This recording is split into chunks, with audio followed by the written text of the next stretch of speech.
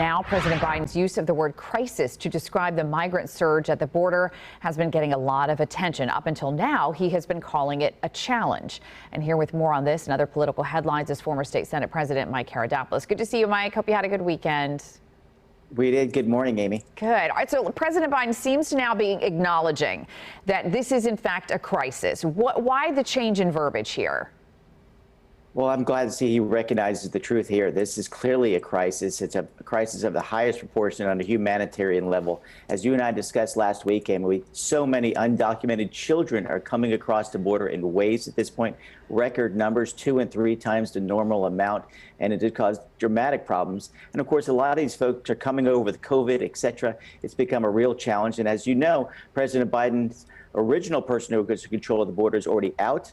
And at this point, Vice President Harris is now officially overseeing it, even though she's not actually visited the border at this point. But I'm glad to see that the president has elevated this to crisis level, because I think we all recognize it clearly is a crisis. Well, a couple of things there. So Kamala Harris has been put in charge of this, but has not made it to the border yet. And George W. Bush, the former president, coming out over the weekend and talking about wanting to have more empathy towards the migrants and that Americans need to maybe turn a kinder eye to what's happening at the border.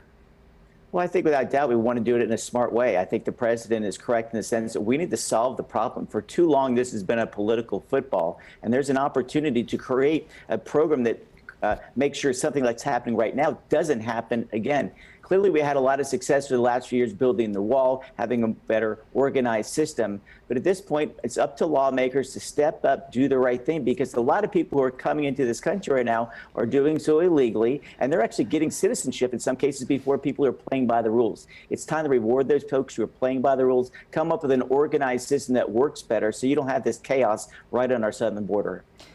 Mike, let's talk a little bit about this potential expansion of the Supreme Court. Now you have Democrats, including Nancy Pelosi, coming out and saying she doesn't like this idea of expanding the court. But yet we've started this commission, right, to look into the expansion. What do you anticipate happening now?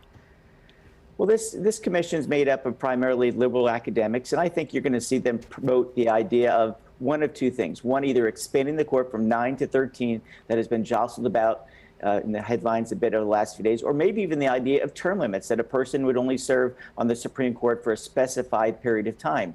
I think these are all dangerous precedents for this simple reason. It's been tried before, back in 1937. We recognize it, but even more to the principle of the separation of powers. We all learned about the checks and balance system, whether it be in elementary school or in college, and it was that each branch was equal power. If suddenly you have the legislative branch and the executive branch changing that dynamic, I think you lose that independence. And that's not just conservatives talking. That's, of course, current Justice Breyer and, of course, recently passed Justice Ginsburg much said the same thing. I hope we can preserve this and recognize that elections change the makeup of the court, and that's why we have elections.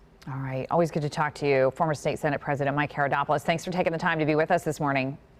Always a pleasure. I mean, have a great day. You too. Thanks. Well, coming up, one-on-one.